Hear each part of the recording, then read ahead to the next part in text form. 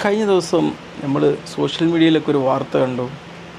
ഒരു മുൻ മന്ത്രി, MLA, എത്രയോ വർഷങ്ങളായിട്ടും മന്ത്രിയും MLA ഒക്കെ ഒരു ഡോക്ടറാണ്, ജപ്തിയിലേക്ക് നീങ്ങി എന്നുള്ളത്. വീട് ജപ്തിയിലേക്ക് നീങ്ങുമ്പോൾ നമുക്കറിയാം ഒരുപാട് കടങ്ങളുണ്ടാവും. പലപ്പോഴും നമ്മൾ പുറത്ത് കാണുന്ന ഒരവസ്ഥയല്ല പലരുടെയും അവരുടെ ഫൈനാൻഷ്യൽ ലൈഫിൻ്റെ റിയൽ വശത്തേക്ക് പോയാലെന്നുള്ളതാണ്. ഇതുപോലെ ജപ്തിയായ ഈ അടുത്തൊരു ഡോക്ടർ മരിച്ചു. വലിയ ഡോക്ടറാണ്, ഒരുപാട് ബിസിനസ് സാമ്രാജ്യങ്ങളുണ്ട്. പക്ഷെ മരിച്ചു കഴിഞ്ഞപ്പോൾ അറിയാൻ പറ്റിയത് അദ്ദേഹത്തിന് ഒരുപാട് കടങ്ങളുണ്ട് എന്നുള്ളതാണ്. ഇതുപോലത്തെ ഒരു സാഹചര്യം നമ്മുടെ നാട്ടിലുണ്ട് എന്നുള്ളതാണ്. പലപ്പോഴും നമ്മൾ അറിയുന്നൊരു, പലപ്പോഴും നമ്മളൊക്കെ ചിന്തിച്ച് പോകാറുണ്ട്, ഈ കാണുന്നതൊന്നായിരിക്കില്ല വസ്തുത. പല കോടീശ്വരന്മാരെന്ന് പറയുന്നവർ അതിദാരിദ്ര്യത്തിൻ്റെ വഴിയിൽ ലോണൊക്കെ എടുത്ത് കടങ്ങളിൽ അതിദാരിദ്ര്യത്തിലും താഴെ നിൽക്കുന്ന വ്യക്തികളായിരിക്കും. അത്തരമൊരവസ്ഥയിലേക്കാണെന്നുള്ളത്. പ്രത്യേകിച്ച് രാഷ്ട്രീയക്കാരൊക്കെ എന്ന് പറഞ്ഞു കഴിഞ്ഞാൽ നമ്മൾ വിചാരിക്കും എല്ലാ രാഷ്ട്രീയക്കാരും കുറേ അങ്ങ് ഉണ്ടാക്കുന്നു. ഒരിക്കലുമില്ല. വളരെ കുറച്ച് പേർക്കേ ആ ഒരു ടെക്നിക്ക് അറിയുള്ളൂ. കാരണം ഒരു രാഷ്ട്രീയക്കാരെ സംബന്ധിച്ചിടത്തോളം നമുക്കറിയാം, ഒരു കല്യാണത്തിന് പോയി കഴിഞ്ഞാൽ അവർക്ക് മറ്റുള്ളവരെക്കാളും കൂടുതൽ എന്തെങ്കിലും കോൺട്രിബ്യൂഷൻ അതിലേക്ക് കൊടുക്കേണ്ടി വരും. അല്ലെങ്കിൽ എന്തെങ്കിലും ഏതൊരു സ്ഥലത്ത് ചെന്ന് കഴിഞ്ഞാലും അവർക്ക് അതിൻ്റേതായ ഒരു ഹെൽപ്പ് കൊടുക്കേണ്ടി വരും.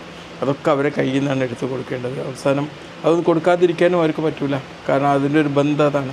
ഒരു രാഷ്ട്രീയക്കാർ എന്ന് പറഞ്ഞു കഴിഞ്ഞാൽ നമ്മളൊരു വീട്ടിലെ ഒരു അംഗത്തെ പോലെയാണ്. ഓരോ വീട്ടിലും ഇപ്പം നമ്മളെ വീട്ടിൽ നമ്മളൊരു വേണ്ടപ്പെട്ടവർക്കൊരു ഫംഗ്ഷൻ നടക്കുകയാണെങ്കിൽ നമ്മളവർക്ക് ഇതൊക്കെ ചെയ്ത് കൊടുക്കേണ്ടി വരില്ലേ? അതേ ഒരു അവസ്ഥയാണ് ഒരു രാഷ്ട്രീയക്കാരെ സംബന്ധിച്ചിടത്തോളം. അവർക്ക് വരുന്ന പിരിവുകൾ, അവർ വരുന്ന വാട്സപ്പ് വരുന്ന QR കോഡുകൾ, ഇതൊക്കെ എന്ന് പറഞ്ഞാൽ ചില്ലറായിരിക്കില്ല, ഒരുപാടായിരിക്കും.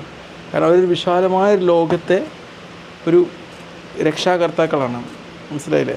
അതുപോലത്തെ ഒരു സാഹചര്യമാണ്. എനിക്ക് പെട്ടെന്ന് MK മുനീർ സാഹിബിൻ്റെ ഇതൊന്ന് കേട്ടപ്പം എനിക്ക് പെട്ടെന്ന് ഓടിയത് ഇടവണ്ണ മുൻ പഞ്ചായത്ത് പ്രസിഡൻ്റായിരുന്ന, വൈസ് പ്രസിഡൻ്റ് ഒരാൾ മരിച്ചപ്പോൾ ഒരവസ്ഥയാണ്. അവർ മരിച്ചപ്പോൾ ഇത് തന്നെയായിരുന്നു അവസ്ഥ.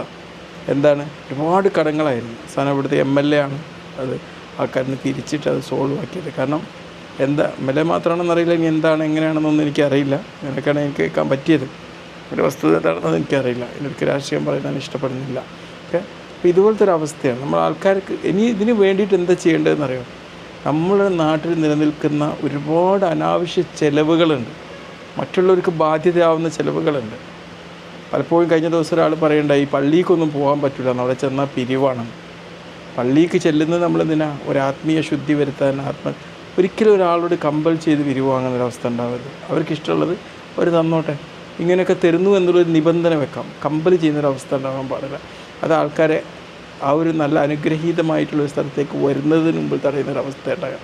അതുപോലെ കല്യാണ വീടുകൾ ഭയങ്കര ചിലവായിരിക്കും. ഒരാൾ ആയുഷ്കാലം അധ്വാനിച്ച പണം പോലും